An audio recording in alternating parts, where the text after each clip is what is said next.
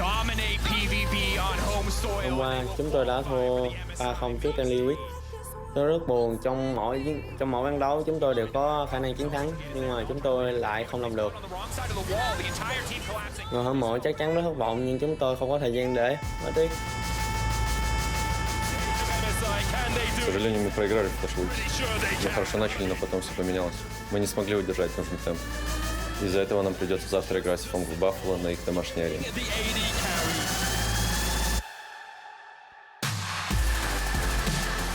Я чувствую всю ответственность, которая лежит на нас, и ожидания от LCL и всех наших фанатов. Мы прошли очень длинный путь от России до Вьетнама. Мы не можем остановиться здесь, и поэтому мы должны prойти в следующую стадию. Chúng tôi phải vực dậy tinh thần và sẵn sàng chiến đấu. Là đại diện của Việt Nam, đây là cơ hội cuối của chúng tôi.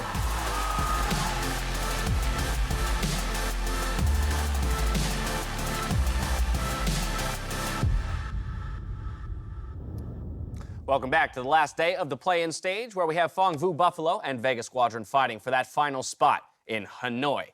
Now, the two best teams from the emerging regions clash today for the final spot in groups, with the added pressure of Phong Vu Buffalo competing on home soil. Yeah, and I think mechanically they looked really strong in their Team Liquid showing, and that's something that is very promising for an emerging region team. You know, that the fact that they can go out there and actually stand toe-to-toe with a major region, that's what you want to see. And that's something that their opponents in Vega Squadron didn't really do. Yeah, but I want to see them get back on the same page, because the thing that impressed me about this team is that they play fast but cohesive. Yesterday, I didn't see a lot of that cohesion. I saw, mid laner Naul walking away from a top lane turret dive onto impact that his team then got wiped on, flashing over a wall when the rest of the team was in obvious retreat. Get back on the same page, and I think you'll have a much better showing. And of course, if you're going to pick out one standout player from that squad from yesterday's performance, I think you'd be looking at the jungle in Meliodas. Yeah, he was really pivotal in getting them a lot of the advantages that they managed to get in some of those early games, as well as swaying the matchups, and he's super good about interacting with his lanes. And I think that one thing he does incredibly well from my point of view is he protects weak lanes well in the early game. I know that we talk a lot about, you've got to camp for the lanes that are going to win. You've got to set them up for success. But at the same time, the opponent jungler is going to do that as well. So you have to gain some form of vision control. You can't just play complete weak side in darkness for the entirety of the game, because players like Doublelift and Core JJ will tear you apart. And I thought that he actually did that well for BigKoro and Palette yesterday. Meliodas being a standout, that means that AHaHaCiK on the other side is going to be charged with keeping him in check. He was a standout performer for Vega as well. Yeah, but that was more in the group stage of the plans. He was super pivotal in getting them all their leads. They crushed their own group, but then when they moved into the matchup versus Flash Wolves, I actually feel like he got taken advantage of by Boogie a lot, and especially playing around Gadget, who is their big, weird pick in the bot lane. He's always got something up his sleeve, and then it got punished a number of times, and it felt like Boogie was able to influence that lane in some of those matchups. Yeah, it certainly was, but you can't really say that anyone on Vega had standout performances yesterday. Fair. They certainly got rinsed pretty hard, so I think that in the games that they did perform well, game 1 and 4, he was able to camp out lanes. He was sacrificing his own farm, trying to get his laners ahead. He understands his role on the team, expecting big things from him today. I mean, we've already mentioned it before, but we should mention it again. Part of Vega's success has come from the unique picks that they can throw up onto the board, especially coming from their bot laner in Gadget. Success on the Karthus in game 1, gets banned for the rest of the series, but we also saw him jump to the Nico. Yeah, and this is where Nico, Heimerdinger, everything else needs to come out. Stay away from standard picks because it wasn't working for you, and I think that this is a guy that has shown the versatility and the ability to play it in a high-pressure scenario. Well, yeah, I was going to say, also, even though you're going to be not standard, don't go too crazy. Like, when they had the ability to take Tom Kench with Nico, just take it. You know, you don't need to also throw the Zillion down there and get super-duper weird. So I think finding the right balance between strong meta picks and the surprise pick. It's still something being cohesive. Yeah, something that makes sense is still Game good. 1 is just minutes away, so let's get some win conditions on the board, Spawn. We're going to start with you. How does PVB make it to groups? Yeah, and I think that Flash Wolves gave us a very good recipe yesterday for how you're going to be able to do this. Control your solo laners, get them ahead, looking at Zeros as well as Naul to have impressive performances, and then just allow BigKoro and Palette to scale. You know that they're going to play weird things in the bottom lane. Equally scale with them. If it gets to team fight, that's when it's your time to shine. All right, what's the response then for Vega, Mark? I mean, you heard Spawn kind of mention it. Avoid standard at all costs. When they played standard versus the best drafting team. Go back to that. Yeah. Go back to that. Make us not look like it was an overreaction. Make me look right from yesterday. Because when they played standard, they got absolutely crushed. I don't think they have the individual skill to match up versus Phong Vu Buffalo, so you need to find advantages out of game through your drafting phase. And I think You know, the other thing you need to do is improve your vision control around the bot lane because Gadget is the primary guy with these weird picks. You need to make sure that you're protecting him when he does that. So get down there more often than AHaHaCiK, drop some wards, help him out because you can't just pick a Nico and then let him get ganked 3 times. All right, well, with the win cons in mind, it's time to throw some predictions up onto the screen. So once again, Spawn, we're going to start with you. Which way is it going? Yeah, I'm going with a cop-out answer. I'm going to go 3-1 Phong Buffalo because the draft Right is down the middle. just so good from the Vega Squadron lineup that I think they're going to be able to pinch a game, if you will. But I do think that this is going to be quite one-sided in the Phong wins because if Vega don't generate a lead, they haven't shown the ability to hang on. Yeah. And if you can't hang on versus Phong you're in big trouble as the snowball starts rolling down the hill. Yeah, All right, 3-1 PVB here. What's the call there? 3-0 PVB. I don't think Ooh, that the... traitor. Well, I mean, I think the blueprint point that you made was exactly clear. Ban the Karthus, the rest of the stuff isn't as impactful, and you can probably just camp bot lane, it seems like. All right. Well, so then we talk about, Vega's win conditions, don't play standard, maybe go back to some of that ingenious drafting. Would they even have enough in the tank, though, to take 3 games, given that the blueprint's been laid and we would expect Karthus to be out from game 1? I mean, if you think that the Nico's working and then you grab a win there, they have to ban it, maybe the Heimer works, and then you start running out of fuel potentially, and that's where I'm wondering where the 3rd win comes from. Because this is the easiest way to draft as a coach. If you have one ban that they have to get rid of, then you get the strongest standard comp that you can get. Even though they're not great standard players, you give them the 5 best standard picks down the line, they will be able to still perform. If every S-tier champion is available, there is a Well, possibility yeah, to for a his win point, like let's say you're doing well and you win a couple games, and suddenly they have to ban the Karthus, they have to ban the Taric for the Sona Taric, and then you have to ban the Nico. You can't ban the Heimer. So like if you are able to pick up 2 of those wins and get blue side for game 5, then maybe you can do it or something, or depending what game it is. Galio, Irelia, Sejuani or something, and just run it. Yeah, or you can run that. So it's one of those things where kind of the success builds on itself. You got to give them a reason to ban those unique picks to open up more options for yourself. Either way, both of my analysts are calling the win for the hometown favorites in PVB. There's so much on the line, though, in today's matchup. The winner goes to the MSI group stage, and the loser goes home. Let's head over to the casters for game 1. Thank you, Dash, and welcome to the final match of the play-in stage.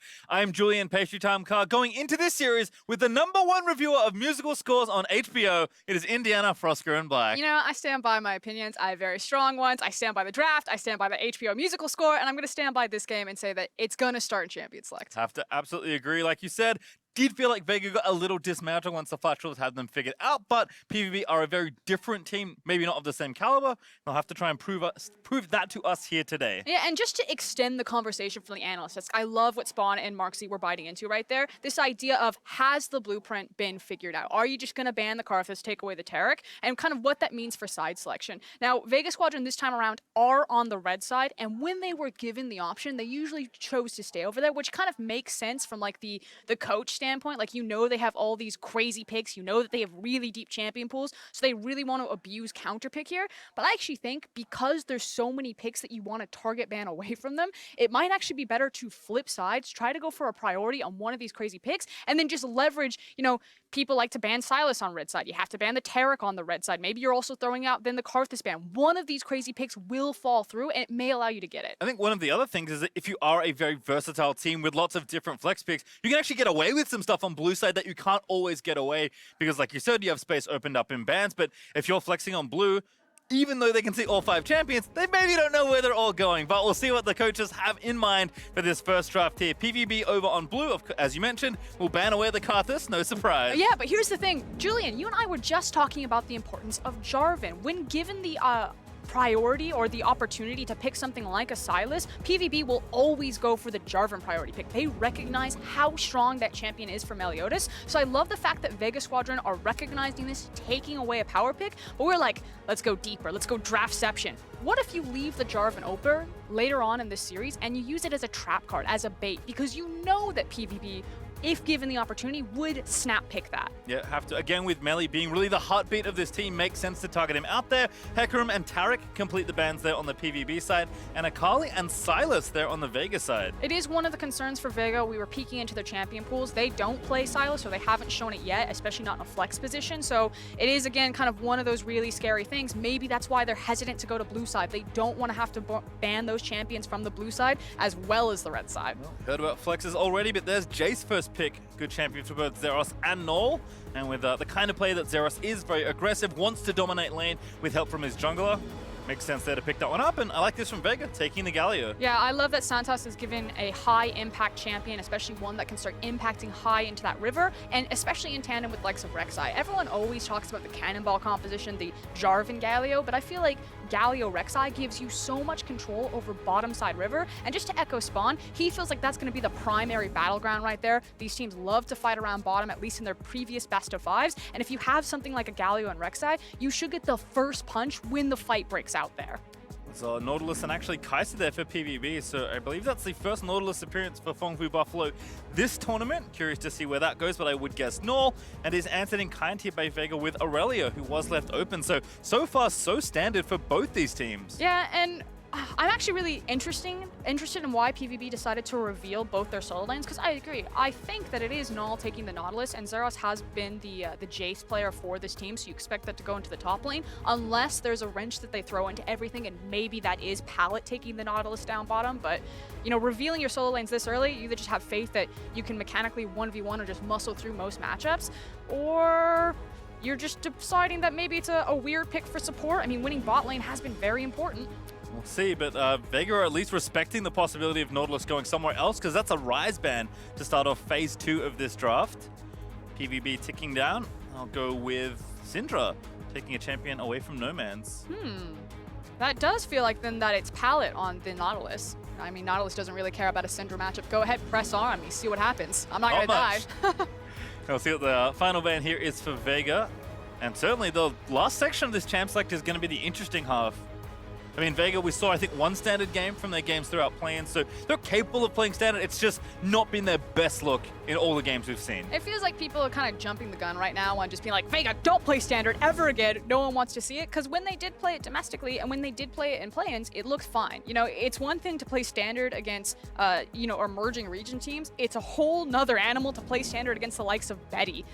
So I think maybe you just leave the Flash Wolves taking or lessons away from that best of 5. Maybe she'll give Gadget some credence that if he locks in a traditional ADC, like, give him another chance. Let him try to prove that he could still do this. Well, there's LeBlanc and Nico banned away to finish off all 10 bans here in this, so no Nico this time for Gadget. Maybe expecting something like a Varus. We've seen a decent amount of that so far this tournament. Will be Zoe, though, taking that away from Naul again, giving him a lot of credit for this Nautilus flex. But still also then hiding the fact that Gadget hasn't locked in his champion, so there is still a possibility that it is something weird, something a bit more abstract, or maybe one of his traditional mages that he likes to take down there. Although Nomanz is typically their Zoe player. See what PVB do to finish off this draft, and we'll get an idea of where Naut is in fact going. Yeah, there's Olaf locked in for PVB. So Meliodas going to take that one into battle. So really wants to contest. The top side of the map for PVB between an Olaf and a Jayce is absolutely disgusting. So Vega Squadron, it seems like the blueprint has been laid out for PVB. This is going to be about the top side of the map, the ability to snowball there. So just start grabbing your resources. Maybe grab something that can contest for the wave, like a Varus, and try to take control over bottom. Well, Orianna the last pick, and that is actually the first Olaf for this MSI. So Meliodas mixing it up. Probably didn't want Lee Sin versus something like the Rek'Sai, but also revealing that that is very likely Nautilus there in support, because that Orianna last pick for Naul seems pretty likely. Last pick, of course, is Heimer, so they leave it all the way to the end there for Gadget. So it's not the standard ADC. I called for the Varus, but it is a very similar champion and what his job's going to be for the lane, which is to find that push priority. Now, the thing about Gadget's Heimer is that we had some questions. Was he just using this to deny it away from Saros when we previously saw it against Detonation Focus Me, or was he a Heimer master? And the amount of skill shots that he was able to block with pulling up towers, his 3,000 IQ play of placing the turrets and then using the blast cone over the wall into the dragon pit. This guy is a Heimer master. Yeah, it certainly wasn't his one of first 5 Heimer games. Just seeing what happened there. No, certainly First time Heimer, knows guys. his way around the champion. But I mean, Vega kind of kept us guessing there towards the end. You know, thought maybe okay, you know, it will be something like a Varus or a different marksman there for Gadget. Instead, they do get the Heimer. It falls all the way to last pick. And what's cool here is that because Santas is so key to their playmaking ability, the fact that it is something like a Heimer who can be left on his own and be very self-sufficient, even when he's pushed forward in a lane, just unlocks Santas to use his experience on the stage and try helping out AHaHaCiK in that jungle. So this is what I want from Vega Squadron. I want Santas on the map, I want him on heavy playmakers, and I want to try to see Vega Squadron control that bottom side vision and try to exploit leverages there. Hopefully they get a good dragon spawn and they can look for a snowball. On the other side, of course, for PVB, they picked standard, but that's been pretty much their whole idea since dominating the VCS throughout this year. Yes, again, they are pretty high octane, pretty fast-paced team as the champions of the VCS, but they do play pretty stock standard. So this comp's something they've run a number of times, or at least things like it. I'm expecting Melly to go towards that top side because I feel like Jayce versus Irelia is one of those matchups where if someone dies early, things can fall over very swiftly. Feels like the word that we use is volatile. It can be a very volatile matchup. Although the last time we've seen Melly kind of pathing around, you know, he doesn't always have to go towards Zeros' lane. Sometimes he does try to protect his weak side. And one of the nice things about this draft from PVB is he has so many tools and so many options in both his side lanes to set up ganks for him.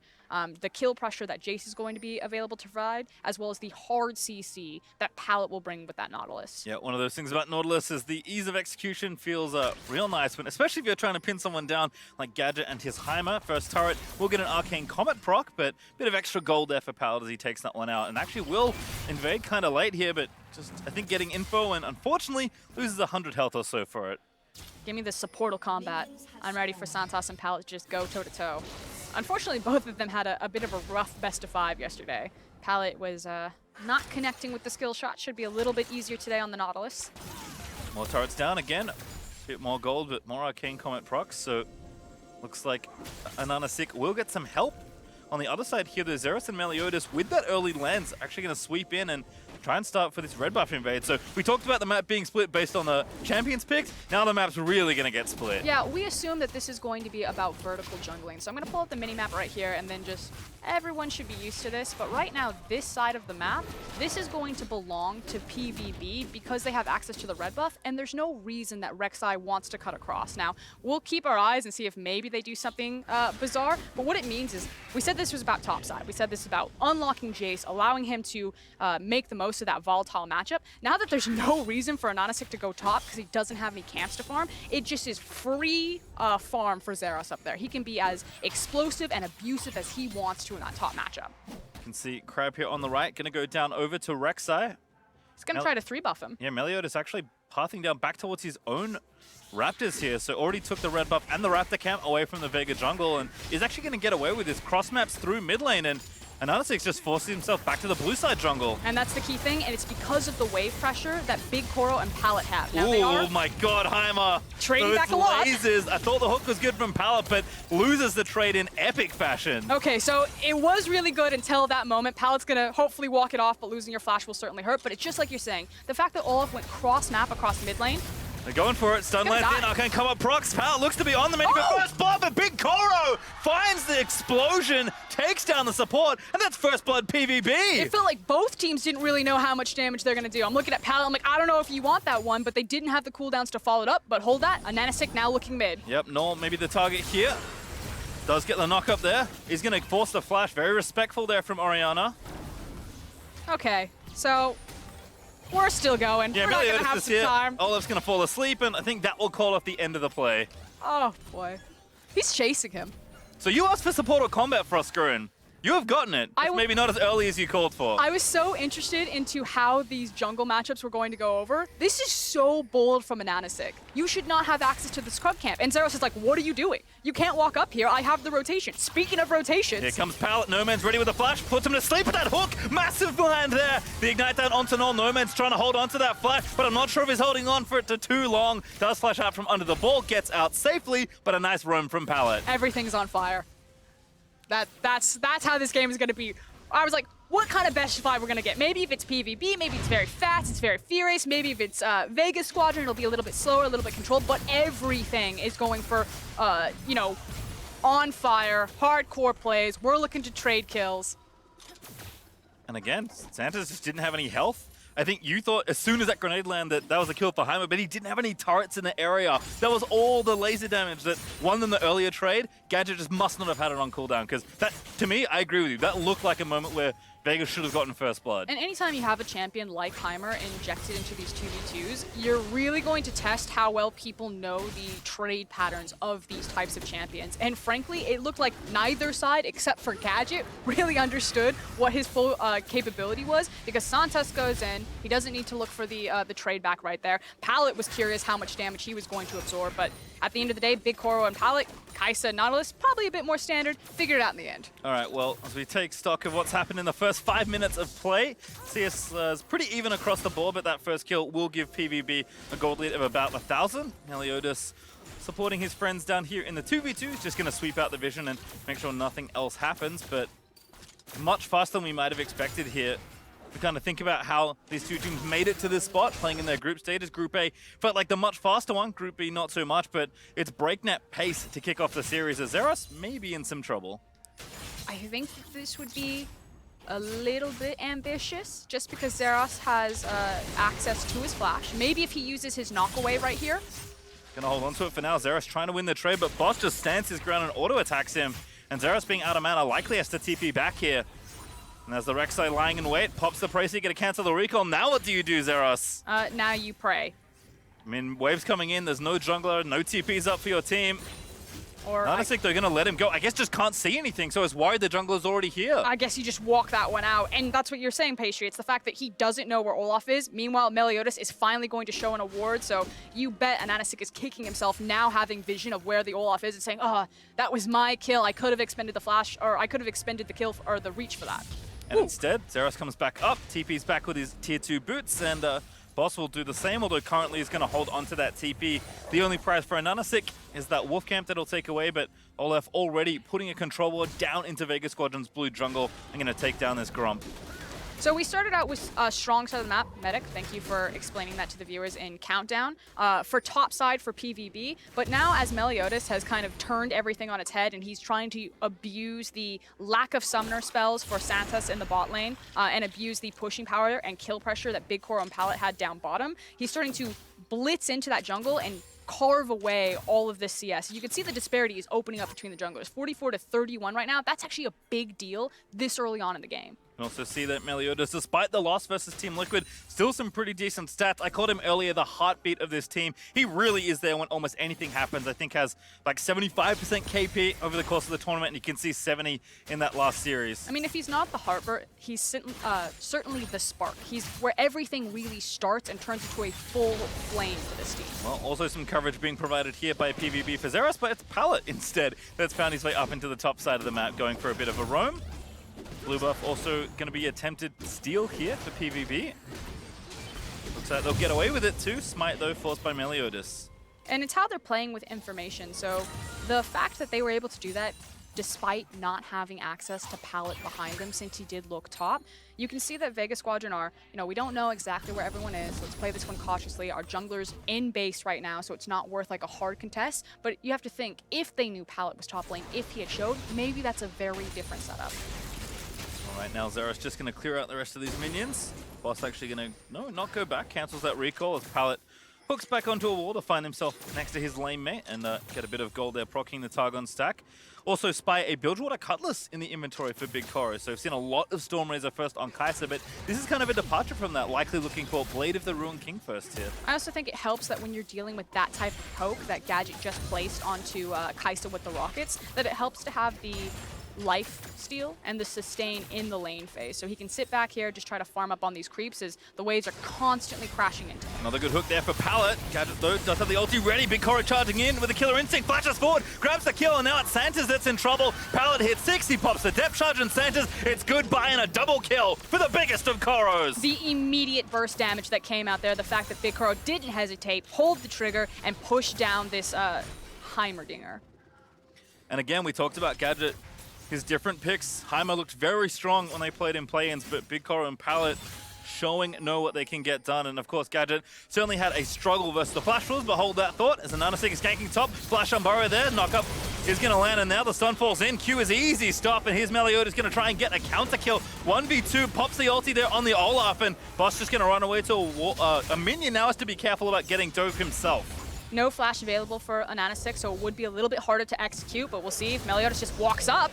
Chilling Smite, forcing the flash. There's the ulti out. Meliodas looking to go down, and there's Boss, finds the second kill. Just frankly greed for Meliodas right now. There's no reason, just apart from the tower. He wanted the EXP. He wanted to see if maybe he could get a couple of pot shots with a fadeaway axe, but in the end, it smashes him. Now 2-0 on this Irelia. So again, a matchup where we thought Ceres was at least looking good in those trades. Boss springboarded up in that 1v1 as he picks up the team out and walks himself back towards the lane.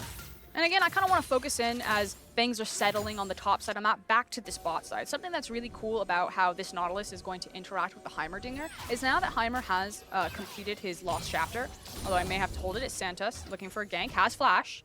Null the target, no cleanse up, but does have the flash as you mentioned, so just fine there. Yeah, trying to find that window. Is that if Heimer is going to be so far forward down the lane, has the mana to sustain that so he can be constantly pushed, with a Nautilus ultimate, it makes it so devastating to be on that long of the lane because you have immediate hard CCs. Taking another look at this one here. I mean, they tried something, but the CC was there. Easy follow-up, and then just a quick Q there from Boss to finish it off. This is what you're mentioning, though. Greed here from Meliodas. Yeah, and, you know, maybe he gets a hold of Boss. He's able to turn that one around. Now mid. To Nomanz, forced to flash away, but there's the follow. Killer Instinct again from BigKoro, although it's Naul that gets the credit. BigKoro is unlocked and ready. Yeah, this bot lane, we talked about maybe in the 2v2 they can find some traction. Well, they did that, and now they're moving that advantage over the map. Again, Nautilus, a champion that we may be expected to rise in priority. Support, you don't get as much damage, but the CC is still certainly there. But this is what we wanted from Santos, who has the, you know, superior roam support with the Galio versus the Nautilus. He wanted him unlocked from his lane, assisting with dives like that. But unfortunately, just hasn't found the same traction that Pallet has. Decent block there, using the turret. Now a TP coming in from Vega. Pallet gonna be the target, ignited by Santos, his boss. The big strong member is gonna try and get himself a gear. Nautilus, close but not there. Gadget though finds the missiles. Now a 2v3, make it 4v3 as the rest of PVB have made their way down. Santos channeling the W to try and buy some time. There's the Vanguard dead from Boss, but it won't delay the death of Gadget. Now the dive coming out. Not gonna follow just yet, but have to be careful here for Irelia. But again, BigKoro picking up more of these kills. Now 4-0 on the Kai'Sa, has the completed Blade of the Rune King, probably going for a 2-item power spike as we normally see on Kai'Sas. Just a bit of a different order here, and picking up more plates. So this is right on track for PVB to start running away with this game. Yeah, plates go over as Zeros and BigKoro collect some of that gold. Boss will stay for the wave because Gadget decided he's had enough of that Nautilus. He's going to move from the bot lane in towards the top. Rift Herald also channeled, and AHaHaCiK did at least get that when all the bot action was happening. I'm just curious, you know, normally when you make a play like this and you give so many plates over to a champion, it is something like a Kai'Sa, maybe one of your top laners, an Irelia or a Jayce, like that feels so impactful. On the likes of Heimer, I don't know the champion intimately well enough to decide if that's a good call. Like, we just gave Gadget all of this gold, he's already far behind. It feels like he has a lot of not utility, but like frustration built into his kit that he doesn't necessarily need to be that nuke. But we'll now pay attention to Gadget. His team prioritized him there with the Rift Herald call, and he better start hitting really hard to get him back in the game. Yeah, Boss also in trouble, currently in a bit of a situation, although Pallet now has found the friends of Vega roaming down, but everyone here together as Phong v Buffalo trying to find a kill, won't grab it, but will at least try and pressure for a second turret. Oh, they're first, actually. Yeah, just trying to get some control over this area. Unfortunately, with no dragon spawn, I think PVB are investing a bit too heavily down bottom because Vega in the last 3 minutes have actually made better map rotations, I feel. Yep. Not necessarily winning in the skirmishes, but taking down top tower and getting a good chunk out of mid. Certainly one of the things that Heimer is good at, as he does drop the ulti turret to get a decent chunk of damage onto the turret and collect himself yet another plate. So despite being down about 20 CS or so, does have a large influx of gold, and a Luden's now completed there for the Heimer. It's just kind of one of those things where, you know, if you see a Luden's come out on a champion who is struggling to find the wave clear, you say like, okay, that felt worth it, that felt good, because now we can at least get free priority. On a Heimer who already kind of naturally gets the priority with his towers, again, I'm all eyes on Gadget. The team made a conscious effort to try to get him back into the game by feeding the gold or funneling resources into him, and I don't know if that's necessarily the right call with these different champions. Yeah, again, if they continue to pay attention, I think Boss, who is ahead in this situation, also might wish that he had some support around him We've seen that Zeros is capable of playing when he doesn't have support and, you know, still making sure he plays safe enough to not do too much silly stuff. See if Boss is kind of afforded the same luxury, because again, imagine if the plates went over to him, maybe that Triforce is now done and you could start playing a little bit more aggressively. As it is, I think, with this Heimer being quite strong, playing for this next Drake might be fairly important, and it is going to be an Infernal as PVB already grabbed that first cloud. Yeah, and they're also moving in, making sure that they get control of the scuttle. They want to have priority over into this mid lane. Maybe they hunt for a pick here. Pallet looking to go fishing. Zeros does get some poke onto Nomanz, but PVB going to group and try and do some structure damage. Plates have dropped off, but still want to try and take the objective if you can. They do need to be respectful, though, because BigKoro, their big cannon right now, is still down into that bottom lane, so they don't want to force too heavy of a fight unless someone just really steps out of bounds, unless he's with the squad. Right now, they're just happy to try and take a turret for himself and continue to extend that gold lead. 4 out of 6 kills do belong to BigKoro, and a bit of extra gold there coming from the turret as well. Yeah, and he should be really close to his Rage Blade now, so it feels like we should stall this Infernal if you're PVB until he has access to those 2 items, and then he's going to feel really comfortable walking into that scenario. Whereas for Vega Squadron, it's kind of the same thing if they want to contest for it, where you need to walk into the area early, clear out a lot of the vision, and then just start setting up your Heimer turrets. He's kind of like a champion like Gangplank, where, you know, when he's reacting to a fight, unless he hits his rockets, he's not going to bring much. If he gets there early and he has his setup, then he feels a lot more viable as a champion. I mean, if you have the vision, Heimer plus Zoe seems like a pretty good area of influence to have when you're trying to take an objective, and Vega did actually take the time to push down the mid-outer, so they still stay up in the lead as far as towers go. But with 10 seconds remaining on this Infernal, buys have come in. No major completed items just yet, at least not the Rage Blade we might have expected, but certainly a fight will be had for this objective. Yeah, which is why Naul's just trying to get priority. Maybe Ooh, caught. Shockwave onto Boss does a decent chunk of damage, but Naul will not have that cooldown now. Yeah, that's massive, not having access to a big burst here. It feels like it'll change PvB's playstyle here, where they just run full steam ahead into this fight, versus this is really about trying to draw Vega Squadron out and threatening pressure on the mid tower, which is why you see them cutting upwards. Like, without Shockwave, we can't fight this unless it's a perfect scenario. Yeah, and you gotta go, because as you said, walking into a Heimer with no vision doesn't feel like a particularly fun scenario. So the Infernal Drake will go over to Vega. PVB will trade for the mid-outer turret. And gold is staying relatively close. Phong Buffalo up about 2,000 gold. Zeros will extend that lead as they actually take the turret lead for the first time this game as he finishes that off. And also, Boss, don't know what you're doing there, but that's an easy pick off. In fact, Santa's completed that, now forced to flash away. Zeros going to come in and try and change the play. Olaf already popped the Ragnarok, but Zeros there with a flanking jet, an absolutely massive accelerated shock blast. Make sure Gadget's demise is felt, and now AHaHaCiK knock back BigKoro, finds the ulti there in, and that's going to be yet another kill. In fact, make it almost an ace. It's just Santa's that survives. And the devastating thing is that Vega Squadron had placed all of their vision to control the Infernal, but they didn't exit to the correct side, and they didn't have vision to spot out anywhere else that PvE were. Maybe they thought they went for a reset. Maybe they thought that they skirted up towards the top of the map, but Boss overextends, and the trigger is immediately pulled. Again, your poke champion's far away in Fog of War, great. Your champion's next to a Nautilus with way more of the enemy team around than you, not a great idea. So watch this one again. I mean, Boss, just a greedy recall here.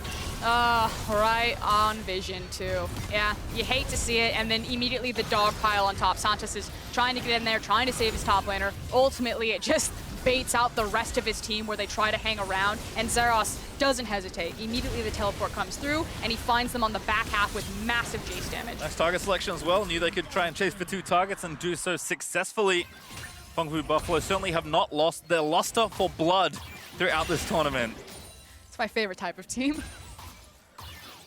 And watching Phong Buffalo, we were having this conversation earlier, Pastry Time. I was like, you know what they kind of remind me of?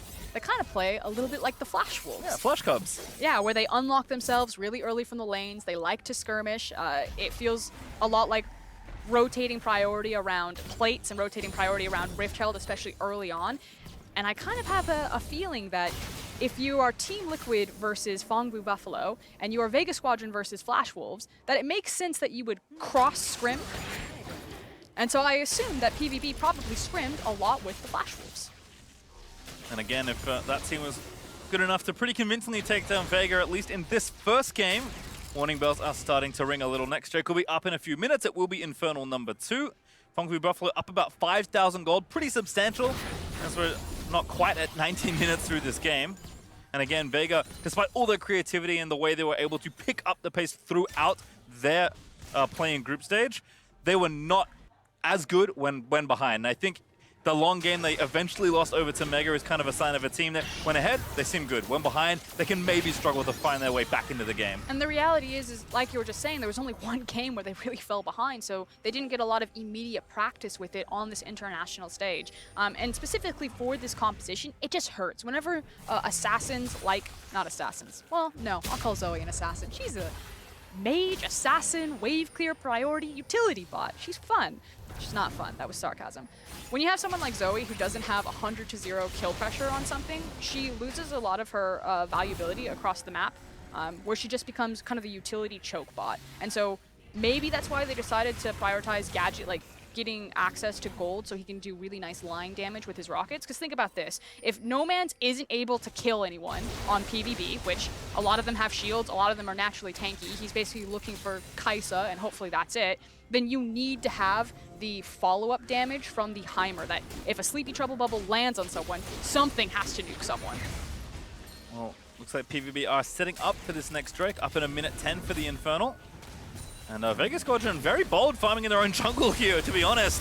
Probably going to try and start the fight up again. At Santas, it's rooted there by the passive. Redemption goes down. Depth charge is going to be stasis down. Boss there on the roam with a good Vanguard Zed. Zerosto in a rampage. Takes down an AHaHaCiK. Nomanz able to get a trade kill, but Naul finds another as Gadget goes down. PVB blinking low, but not dead. They will get a trade, but a shutdown and an ace across the board for the Phong Buffalo. Just absolutely obliterated right there. BigKoro with the confidence that he ults into the middle of all of that action happening right now. But 3 members still alive. The creep wave behind them and knocking on the base door. Would have been happy to get a kill and take the Infernal in 30 seconds. They'll be even happier to take down this inhibitor at 21 minutes. In fact, Phong Buffalo might not be going too far after this.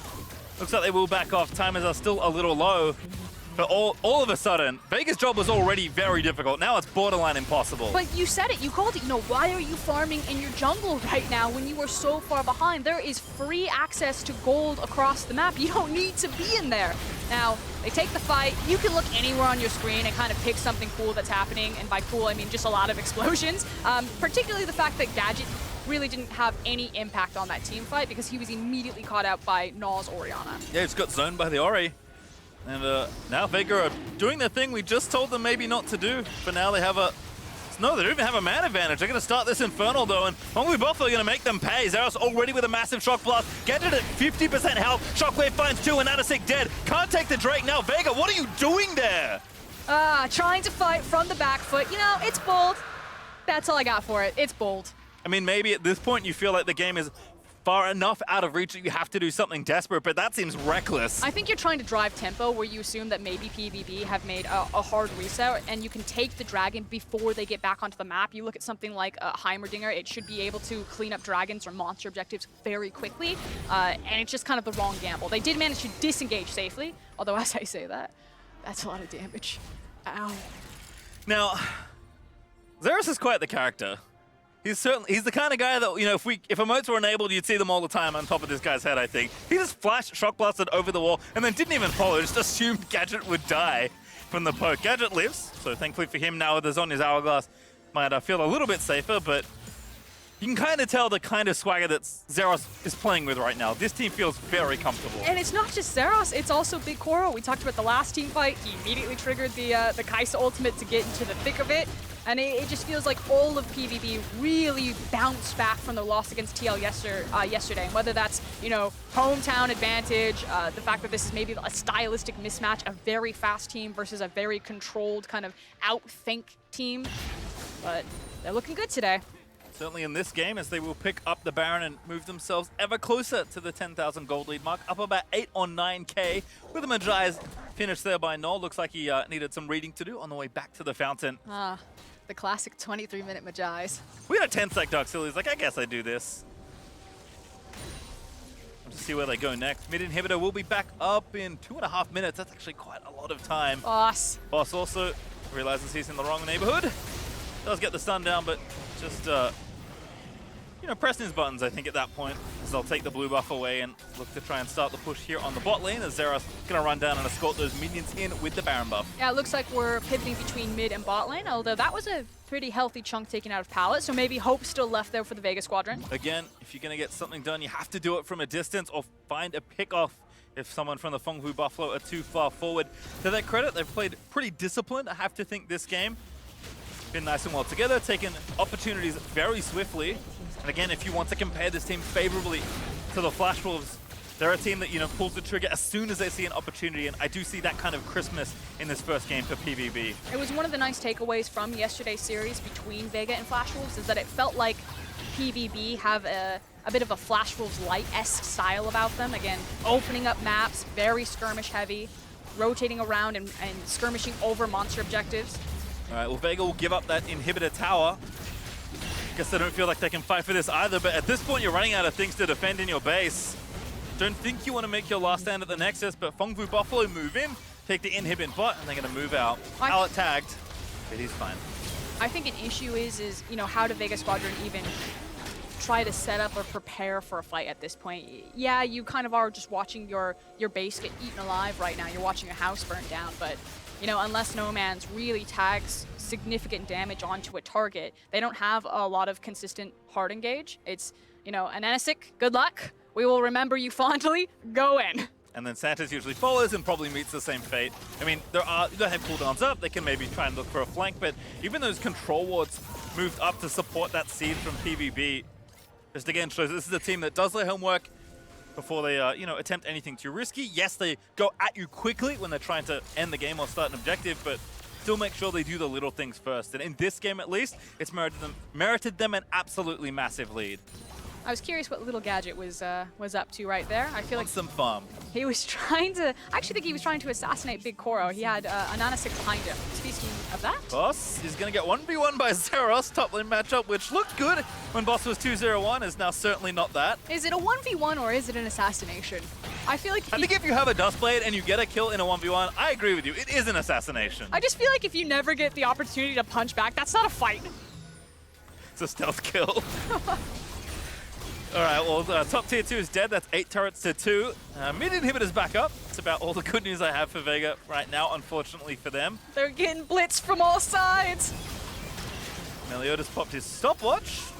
Probably didn't mean to do that, but all 3 inhibs are down. Baron is going to wear off. Beautifully timed as walk onto Nomanz. See you later. BigKoro going to grab himself a kill. No, he gets the inhib. That's Naul that picks up credit. Not sure it matters too much now, though. 5v4, everyone dying. That's a double kill for Naul. BigKoro picks up another. On to Xerath, they will get the kill. Vega just trying to collect what they can before they wrap up their keywords for game 2, because Naul going to grab the triple. That's going to be an ace in the base. Nexus turrets and the Nexus will fall down as the Phong Vu Buffalo blitz through Vega in game number 1. Felt like it was a fight fire with fire, everything. There was so much action across the map in the early game, but that just did not play into Vega's playstyle. I think you need to hit a hard reset, shake this one off and say, okay, let's try to slow down this game pace, because obviously going tit for tat against PVB, it's just them punching down. It wasn't even close. If that was fire versus fire, Frostguru, and that was a candle versus a flamethrower, it did not feel close at all. Never bring a candle to a flamethrower fight. You need help lighting this? That's basically what that was. Yes, can you please light my candle, please, sir? I agree. I think don't play into the hands of Phong Vu Buffalo. Your strength as Vega is, playing unconventionally, playing through a more steady landing phase. That's the games we saw in that group. That was the identity in a lot of ways for Group B. I just feel like if you play the first 5 minutes again, things may look very different, because that was too fast from Vega. Yeah, and unfortunately, you had your pick. You didn't get the Karthus, but you did get the Heimerdinger, but it felt like there was a disconnect between Santas and Gadget. The fact that Santas goes in, ends up giving away kills, expending valuable summoner spells. So Gadget sitting there on the Heimer like, mate, what do you expect me to do? This isn't how the champion works right now. All right, well, PVB have kicked off the series with quite the win. For more on how they did it, here's the State Farm Analyst Desk. Thank you very much, Pastry Time. First win goes over to PVB in a smashing game 1 here against the Vega Squadron. Champion select is where we're going to start because, of course, as we were talking about these two squads, it was the more standard-oriented PVB that we think would adhere to the meta versus Vega. And how many tricks do they have up their sleeves when it comes to champion select? They did get the Heimer. I mean, they pulled some tricks out. I didn't hate it. We saw a lot of flex picks, you know, like Spawn and I were saying. The whole first half of the draft had 3 picks as well as 2 bans that were all flexes, so you can see the importance of them. It was just what they did with those flexes I'm not quite sure was right. Yeah, and I think that there were criticisms in my eyes of both drafts here. I didn't really see the place of the Olaf. If this game slowed down at any point coming into a comp that has a Zoe as well as a Heimerdinger, that seems like a pretty difficult late game comp to navigate if you are playing Olaf. And then you can also maybe say Orianna as well if it didn't have such a brilliant laning phase. There were windows for Vega to win, but the game comes down to execution at the end of the day. And when you have a look at, the first 5 minutes of this game, you can just see such glaring flaws in the way that the approach was there for the Vega Squadron lineup. In particular, we got to look at the bot lane rather. We called out Gadget and Santos as possibly being a liability for this squad, and they were exactly that in this game. Credit to BigKoro and Pallet, though, for abusing that kind of disparity in the 2v2. Yeah, Pallet was an absolute monster this game. It started off very early on. He made one mistake that ended up actually working in their favor. He took a hook in, at a Heimer like level 1 and was like, oh, I lost all my health. And so then after that happened, though, the enemy team thinks, okay, we can kill him. And you heard Frost saying, this is not what Heimer does. If they had waited for 1 more level so you can actually combo with your Q better so you get more laser beams out, you can kill people. But once it started going in their favor, Pallet's completely unlocked. Yeah, and this is kind of where he becomes the jungler almost from the squad. Visits mid lane, gets summoner spells, goes top lane and protects Zeros while he's pushing out the map. The ability to translate a lead around Summoner's Rift is something that is quite difficult to do at times, and Pallet did it pre-level 6 as a support. He's top lane at level 4. I love it. No wonder he picks up MasterCard Player of the Game for this one. You mentioned it, Mark. Maybe his highest deaths on his team, but that was because of the plays he was able to make across the map to help all 3 of his laners get ahead. Right, and that's what's so impressive about it. It was all 3 lanes, that bot lane as well, going back down, finding more kills. And the reasons he was topside, it was like, this is a jungler's job. Your wave is pushing in, your top laner feels a little exposed. Your jungler should be up there protecting him. His jungler's stealing the enemy team's blue buff, and he's topside. And that's what I was going to say. This is Phong actually setting up multiple areas of the map at the same time. You would expect if he's coming off a reset and they are going for a blue invade, that he's coming back bottom lane, that they're looking for that play. So, maybe some potential review there for Vega to do. If you don't have information, maybe search for it. But that's what they're doing. They're like looking at the vision game of Vega on the bottom side of the map. They're saying, this isn't good enough at the moment. We're going to look to abuse this, and kind of negating some of the strengths as well of the lineup. They had some slip-ups like Meliodas, like just charging in kind of at that first top lane gank was a little bit strange. So it's not like it was a flawless performance. Flash shock blast over the wall for kind of no reason, but still oh my God, don't. That was a baffling. Take it, put it in the jar, never see that again. But when it mattered, they played a control style to League of Legends. Right, and all of those early kills across all 3 of the lanes also netted CS advantages for at least Naul and BigKoro. Zeros did, of course, fall victim to that early gank, which gave the Irelia a bit of real estate to work with, but ultimately just that 1 lane wasn't enough for Vega Squadron to get anything done. And before that gank was successfully completed from the Vega Squadron lineup, that was still a positive 12 CS gap for the favor of the Jayce, and it was quickly wrestled back as well. This is a Phong lineup that looked like they had control of all 3 lanes and were pushing forward on the map. And I think one of the most evident things was that with that lead, or that they had secured themselves there pre-20 minutes, they did exactly to That's Vega. why he's the best flex pick. Right there. 21,500 damage. That's why he's number 1. There you go. Dead. Point for Spawn on the flex pick tier list. He had Irelia higher than me too, though. And it got slammed by the Jayce. So what's going on? It's not a good matchup for Irelia. And how about that Nautilus, that mid lane Nautilus that can be flexed to support that neither of you decided to throw up on the list there. Yeah. And he can jungle too now. Look at that. That was like a multi-flex at the same time. I think, as we said, flex picks are super important. Right. And at the same time, you had Vega Squadron trying to do it a little on their own, but just not. The concern is like what you're getting with it. It didn't feel quite right. Like the Heimer lane could have worked if they played it a little slower, maybe. But then how does their comp all come together where you have a Zoe which is picking and a Irelia that wants to go in, a Zoe or a Heimerdinger that's like kind of an early pressured control champ? See, I actually saw how it came together because I was thinking if they get ahead, face checking this comp with Heimerdinger, Zoe bubbles, and the catch potential of the AoE taunt from Galio is incredibly potent. They have great setup around objectives and one of the strongest split pusher if you're able to accelerate the Irelia. But then you look at the kind of checkbox that you have to go through and then you evaluate your opponent.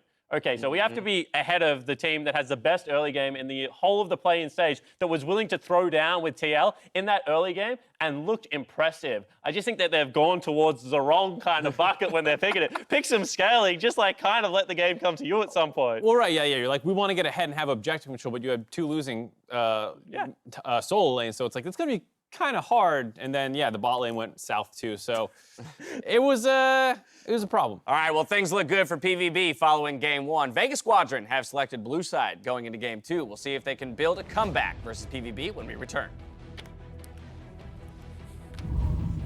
Gadget, though, does have the ulti ready. BigKoro charging in with the killer instinct, flashes forward, grabs the kill, and now it's Santas that's in trouble. Pallet hits 6, he pops the depth charge, and Santas, it's goodbye and a double kill. Now a 2v3, make it 4v3, as the rest of PVB have made their way down. Santas channeling the W to try and buy some time. An absolutely massive accelerated shock blast, make sure Gadget's demise is felt. And now another sick knockback. BigKoro finds the ulti there in, and that's going to be yet another kill. Zerostar in a rampage, takes down another sick. Nomanz are able to get a trade kill, but Naul finds another as Gadget goes down. PVB blinking low, but not dead. Not sure it matters too much now, though. 5v4, everyone dying. That's a double kill for Naul. BigKoro picks up another.